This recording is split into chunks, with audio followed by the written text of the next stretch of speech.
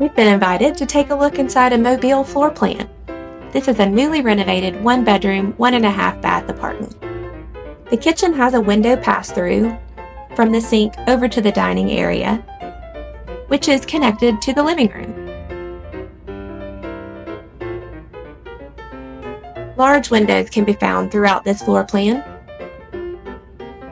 The living room connects to the den by way of some glass pocket doors. All Mobiles have a patio or balcony. Here in the den, you may see the cut-through between the den and the bedroom. That's not normal in the Mobile floor plan, but a few of our apartments do have it.